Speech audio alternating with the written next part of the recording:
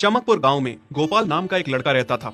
उसकी सौतेली माँ और बाप ने उसे घर से निकाल दिया था। उसकी सौतेली माँ ने सब कुछ अपने और अपने बच्चों के नाम पे कर रखा था और गोपाल को हिस्से के नाम पे 3 गायें दे रखी थी। गोपाल पढ़ा लिखा तो बहुत था, पर नौकरी ना मिलने के कारण उसने सोच लिया था कि वो अब उन तीनों गायें की खूब देख रेख करके उनसे जो दूध मिलेगा उसे बेच के अपना कारोबार चलाएगा।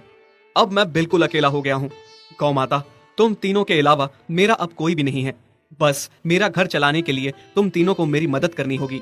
तीनों गायें बहुत ही हट्टी कट्टी और जवान थीं और रिश्ते में भी एक दूसरे की बहनें लगती थीं। चंपा, चमेली और मैना। मैना सबसे बड़ी और समझदार गाय थी। चंपा गर्भवती थी और चमेली को अभी अभी बच्चा हुआ था। वो दूध दे रही थी, जिसके दूध को बेच के गोपाल का थोड़ा बहुत घर चल रहा था। पर गोपाल को अब चंपा और मैना पे पूरा भरोसा था कि जब उनका बच्चा हो जाएगा तो वो खूब दूध देने लगेंगी और जिससे उसका कारोबार अच्छे से सेट हो जाएगा। देखा चमेली बहन, हमारे मालिक को कितनी उम्मीदें हैं हम तीनों से। हाँ चंपा, सुना मैंने, मालिक ने हमसे कितनी सारी उम्मीदें लगा रखी हैं। और उम्मीद रखे भी क्यों ना, कितना समय खर्च करते हैं मालिक हम पे और कितनी सेवा करते हैं हमारी, कितना खिलाते पिलाते हैं हमें। और फिर हम मालिक की उम्मीदों पे खरा ना उतरेंगी तो धिक्कार है हमारी जिंदगी पर। सही कह रही हो बहन तुम। चलो हम तो मालिक के लिए कुछ ना कुछ कर ही लेंगे। तुमने बच्चा दे दिया है, दूध भी दे रही हो, मैं भी गर्भवती हूँ। थोड़े दिनों में मैं भी बच्चे को जन्म दे दूंगी, फिर दूध भी देने लगूंगी। लेकिन इस मैना दीदी को देखो, हम दोनों से बड़ी हैं, एक बार भी बच्चा ना दे पाई आज तक। क्या इसका फर्ज नहीं बनता मालिक के लिए कुछ? ये तो बड़ी हैं, हमसे ज्यादा इसको मालिक के लिए करना चाहिए था, लेकिन हम छोटी होकर इतना सोच रहे हैं। तुम दोनों ऐसा क्यों कह रही हो? क्या गलत कह रहे हैं हम? सही तो कह रहे हैं। कितने सालों से बांझ पड़ी हो तुम। ऐसा कैसे कह सकती हो तुम? बच्चा देना ना देना मेरे हाथ में थोड़े ना है। मैं भी तो माँ बनना चाहती हूँ ना। मैं भी चाहती हूँ कि दूध दूँ और मालिक को मेरे दूध से कुछ फायदा हो। अरे तुम क्या बच्चा दोगी जो इतने सालों से नहीं दे पाई?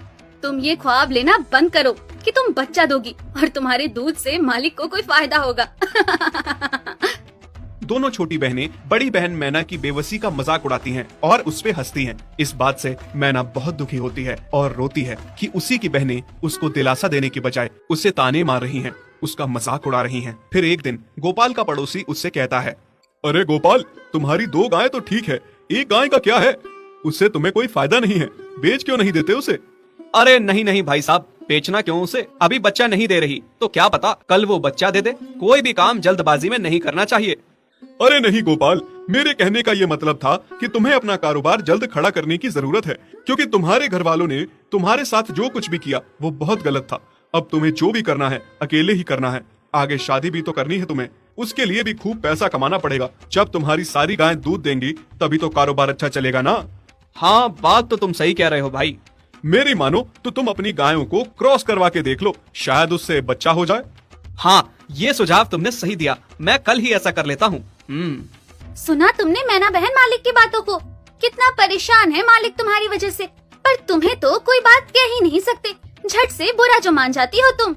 मैना ये सब सुन के बहुत दुखी होती है, पर करती भी क्या, उसके हाथ में कुछ नहीं था। गोपाल ने मैना को क्रॉस करवा के भी देखा, पर उसका भी कोई फायदा नहीं हुआ। गोपाल, जो सुझाव मैंने तुम्हें दिया था, क्या वो तुमने आजमाया?